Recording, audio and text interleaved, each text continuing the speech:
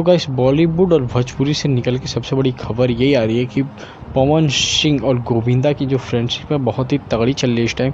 और जल्दी में ही दोनों के दोनों मूवी एक ही साथ निकलने वाली हैं। बोले तो पवन सिंह और गोविंदा सर का दोनों लोगों का मूवी आने वाला है। तो गाइस हाँ, मैं बता दूं, अभी तक हमारे चैनल को सब्सक्राइब नहीं किया है तो चैनल को सब्सक्राइब करके हमारे फैमिली आप भी बन जाए, यूट्यूब फैमिली आप भी बन जाए।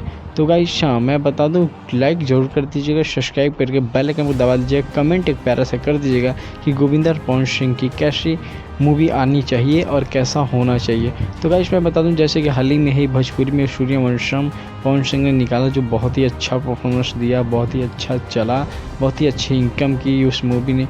उस मूवी को देखते ही गोविंदा ने, मैं बता दूं, गोविंदा सर ने इन्हें ऑफ़र दे दिया अपनी मूवी के लिए। और हाँ, पवन सिंह ने भी उस मूवी को करने के लिए एक्सेप्ट कर लिया है। हाल ही में ही अब भोजपुरी के सुपर स्टार, बोले तो पावर स्टार, बॉलीवुड के भी स्टार बनने जा रहे हैं।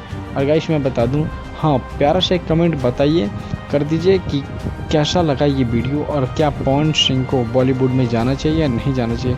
फिर मिलता हूँ अगली वीडियो में। Thank you for watching.